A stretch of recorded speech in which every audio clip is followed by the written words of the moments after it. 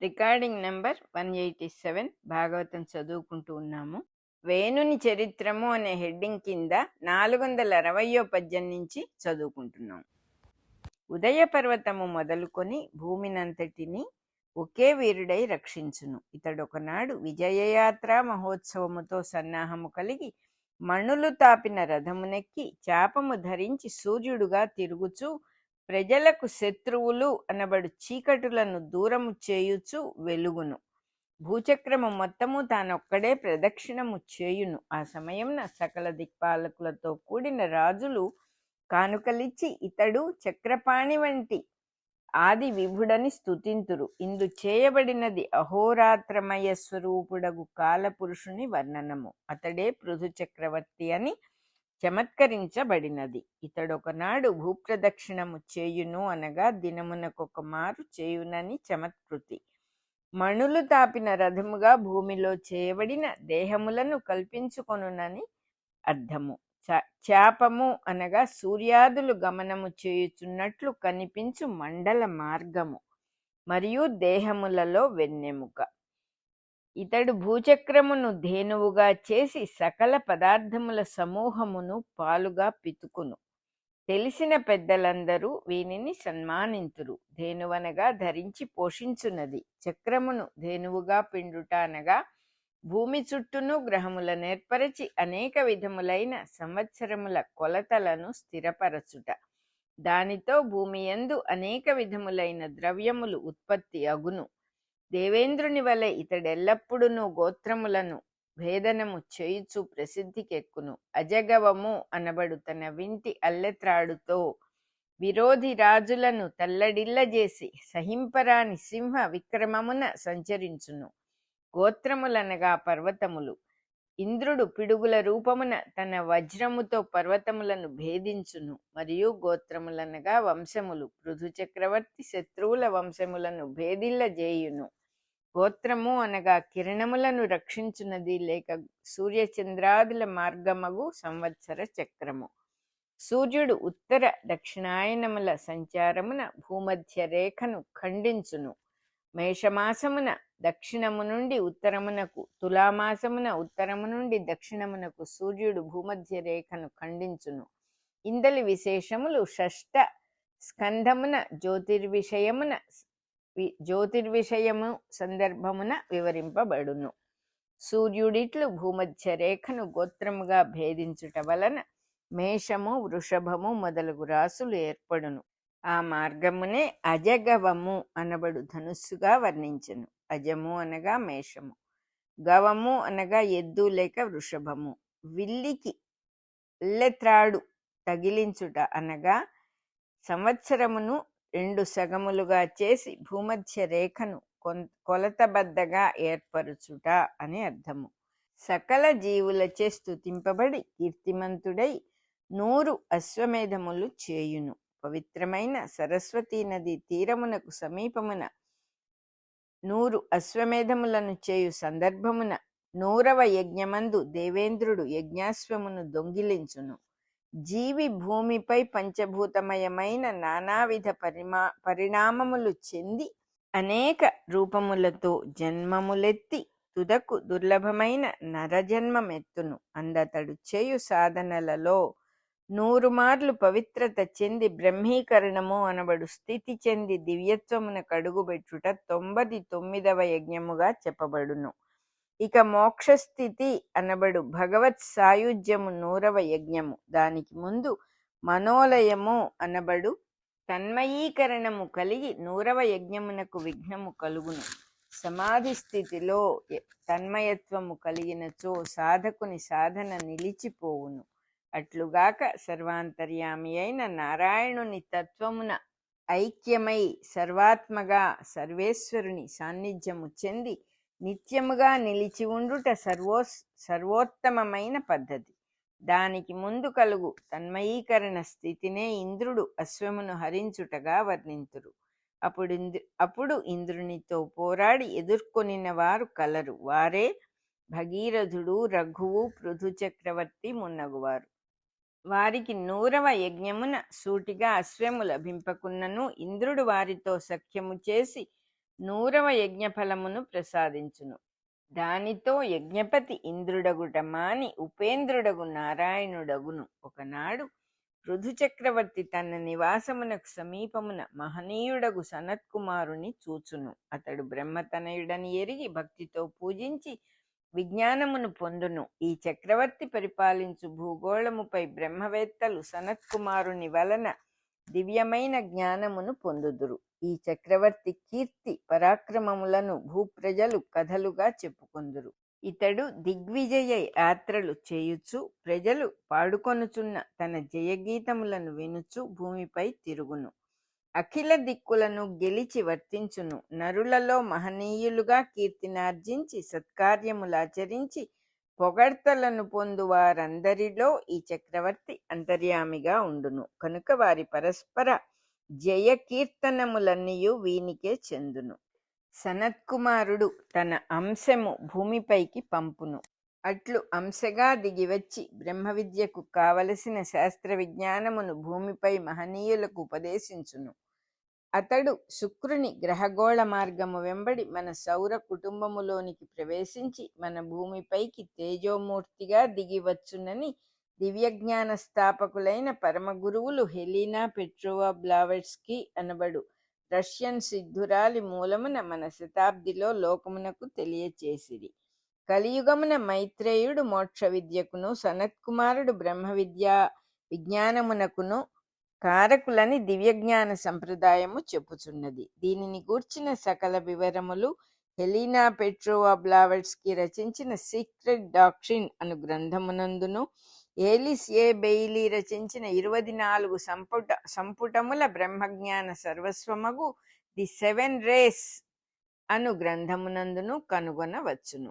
విరోధులైన దుష్ట శక్తులకు మనస్సున ముల్లువలే గుచ్చుకొని ఈ పృథు చక్రవర్తి దేవదానవులచే కీర్తింపబడిన మహావైభవము కలవాడై భూచక్రమునకు రాజై వెలుగొందును అని స్తోత్రములు చేయుచున్న వందిమాగధులను సూత జనములను పూజించి పృథు చక్రవర్తి బ్రాహ్మణులను, భృత్యులను, అమాత్యులను, పురోహితులను, పురజనులను, గ్రామముల వారిని, తనకు తైలము రాచు వారిని, తాంబూలములిచ్చు వారిని, సమస్త పరివార జనమును తగిన సత్కారములతో పూజించెను అని మైత్రేయుడు చెప్పగా విదురుడు ఇట్లనెను.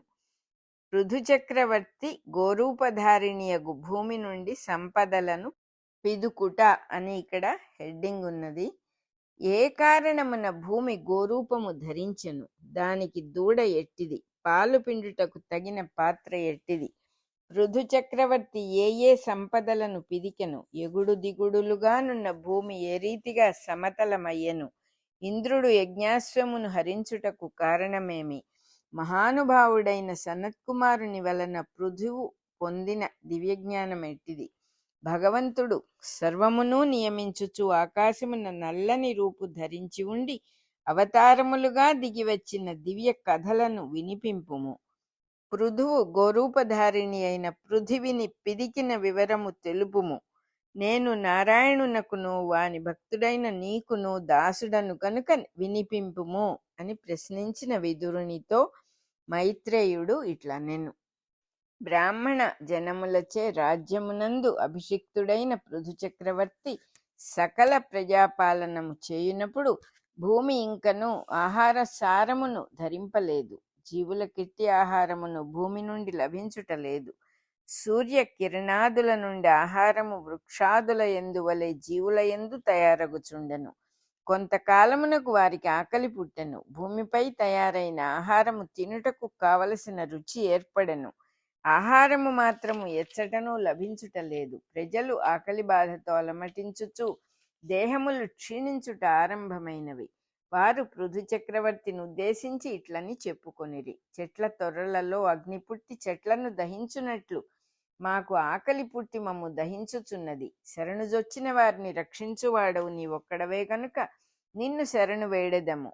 దయతో మాకు అన్నమును ఏర్పాటు చేయించి రక్షింపుము. ఆ పలుకులు విని పృథు చక్రవర్తి భూదేవిపై మిక్కిలి కోపించిన వాడై ధనుస్సున బాణము నెక్కుపెట్టి బయలుదేరెను.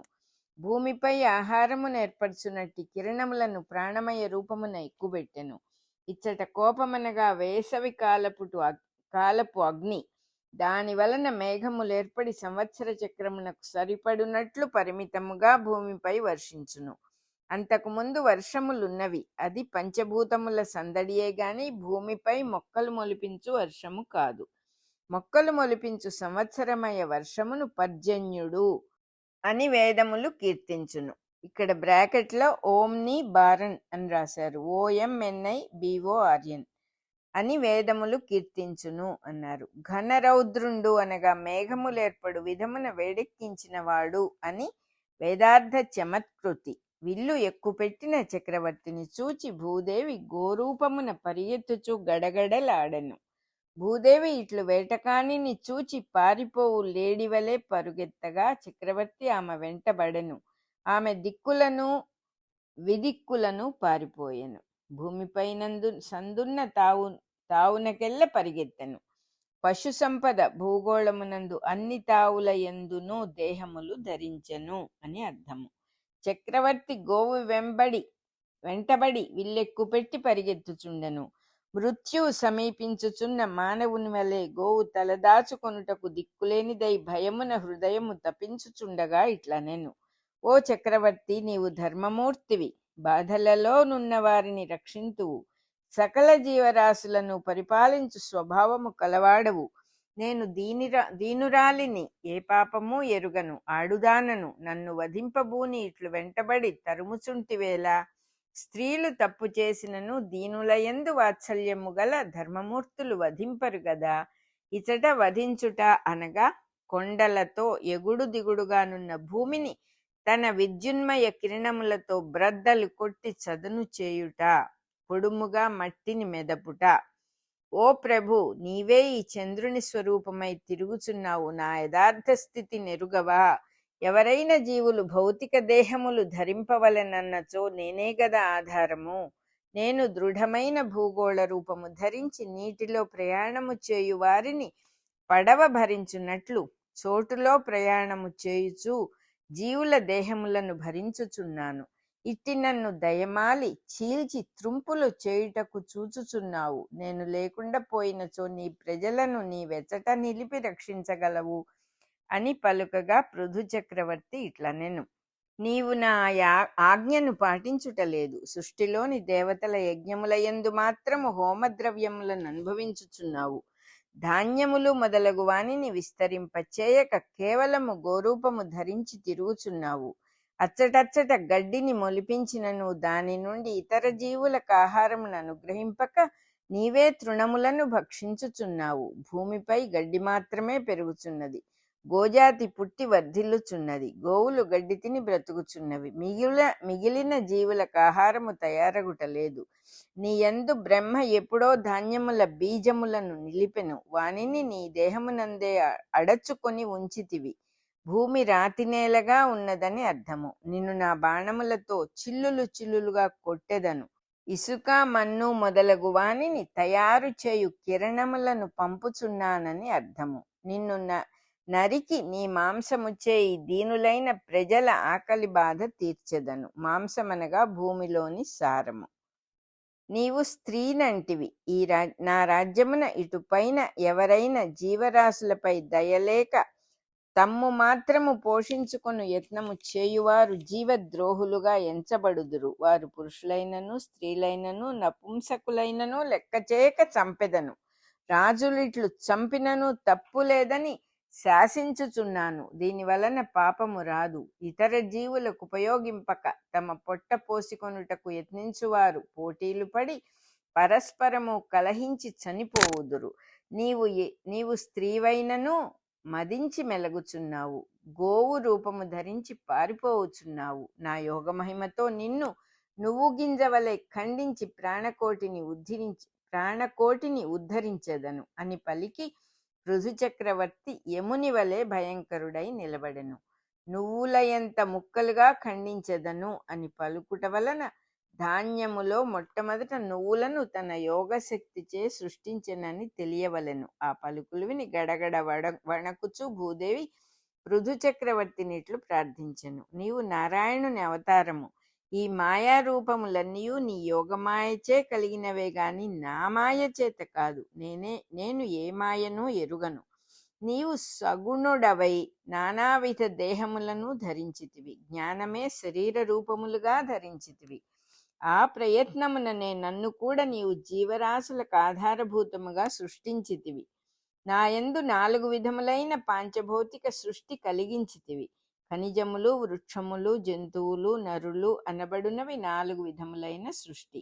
ఈ మొత్తము దేవతలు చేయు యజ్ఞముగా నారాయణునిచే భూమియందు కల్పింపబడినవి. అనగా నారాయణుడే భూమిగను ఇన్ని జీవులుగను అవతరించెను. అట్లా అవతరించుటకు సూర్యబింబమునందు మొదట వర్తించి కిరణములుగా దిగివచ్చెను.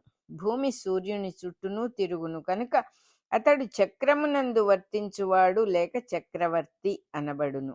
ఇవన్నీయూ నీవే కల్పించి ఇప్పుడు నా శరీరము ముక్కలుగా ఖండించుటకు నీవే నాపై ఆయుధం ఎత్తుచున్నావు. ఇక నీకంటే నాకు శరణమెవరు? నీవు సహజముగా జీవుల యందు కరుణ గలవాడవు గదా. నీ మహిమ నీ నుండి పుట్టినదే కనుక తర్కించుటకు లొంగదు. సృష్టిగా దిగివచ్చిన నీ మాయయందు నీవే చరాచరములుగా రూపొందితివి. నిన్నే ఈ జీవులు ధర్మార్థములుగా సాధించుకొనుచున్నవి. నీ విజృంభణమును అడ్డుకొనగలవాడెవ్వడు?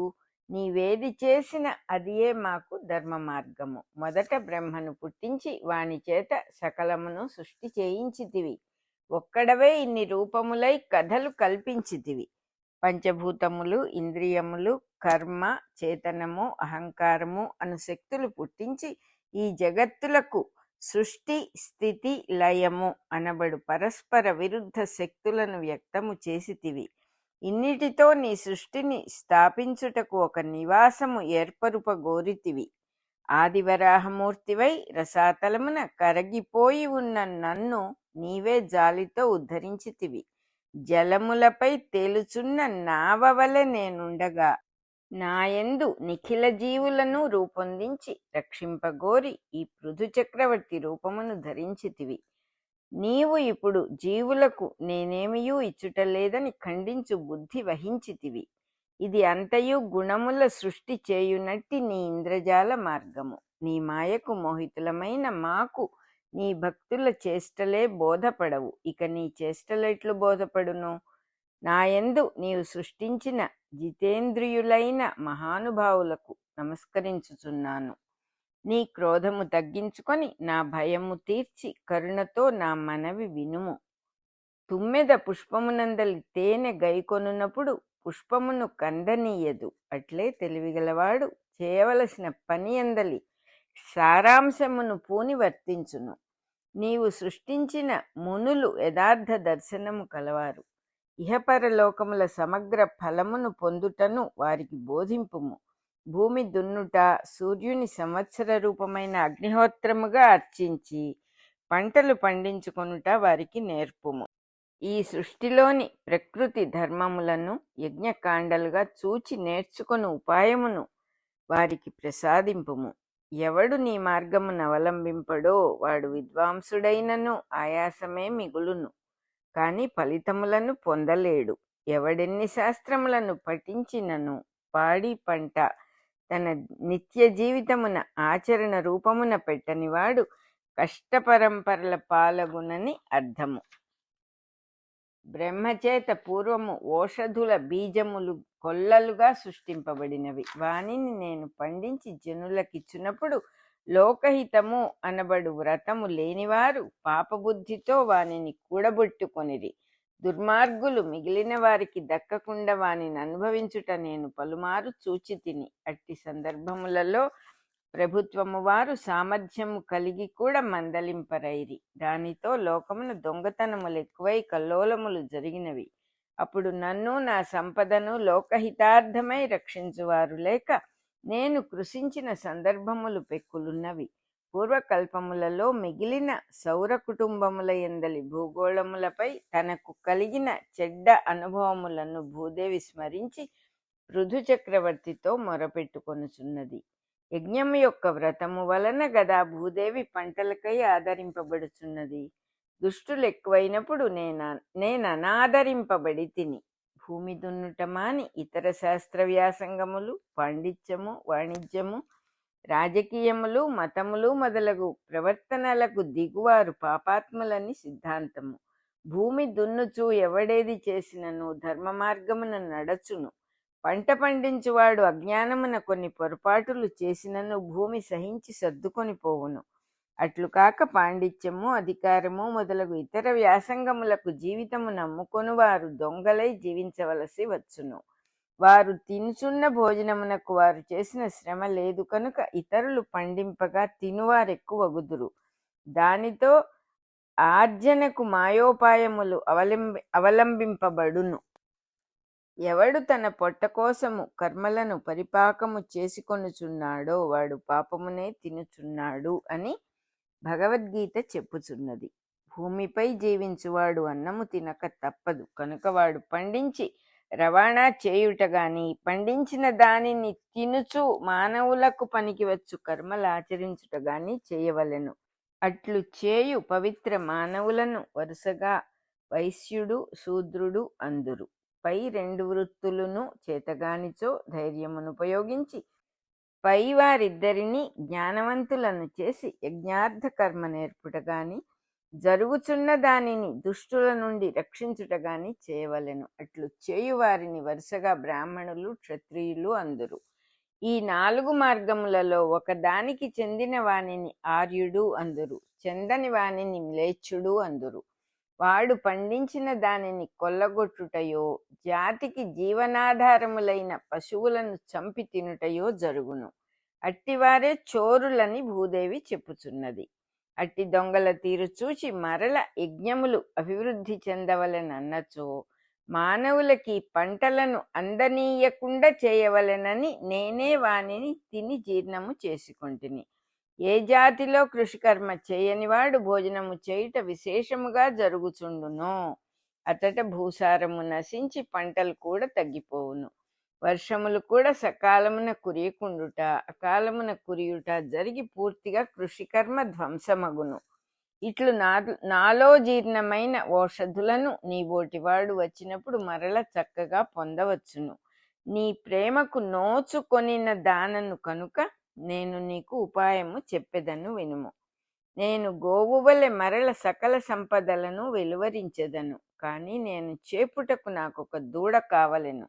తగినట్లుగా సంపదలను నా నుండి పిదుకువాడు కూడా కావలెను. ఇట్లయినచో నీ ప్రజలకు బలవర్ధకములైన సస్యములను, క్షీరములను పిదికి ఇచ్చి అన్ని కోరికలను తీర్చెదను. నేనిప్పుడు ఎగుడు దిగుడుగా సమతలము లేక నిలబడు తావు లేకున్నాను. జీవులు నిలబడుటకు భూమి చదునుగా లేదు.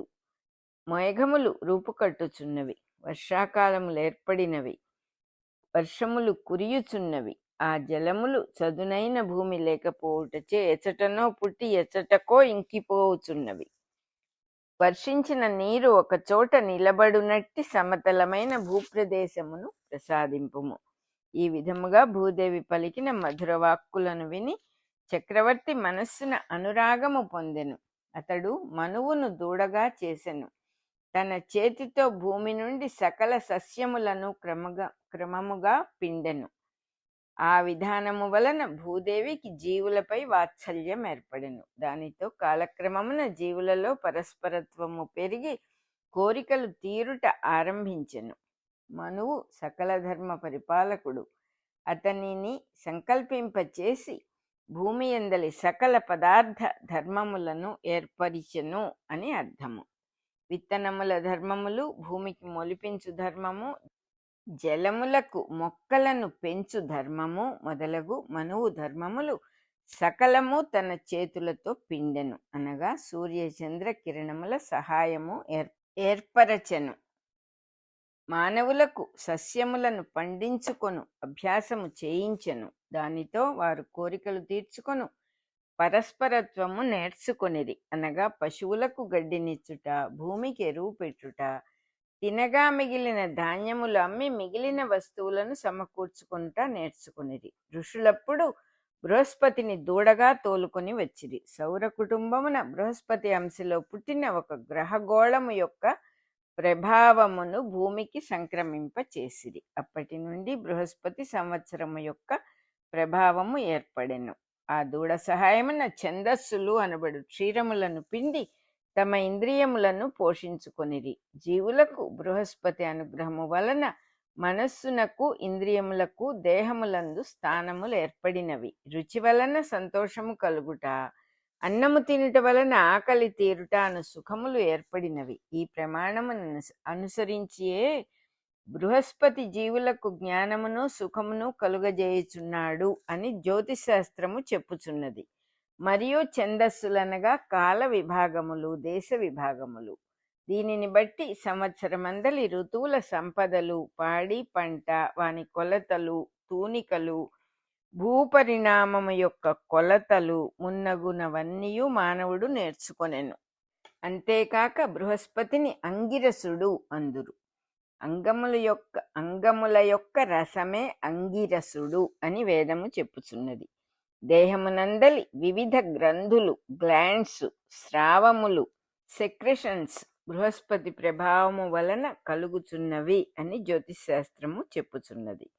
దేవతలు ఇంద్రుని దూడగా తోలుకొని వచ్చిరి. బంగారు పాత్రయందు ఓజస్సు, బలము, వీర్యము, అమృతత్వము అనబడు లక్షణములతో కూడిన పాలను భూమి నుండి పిదికిరి.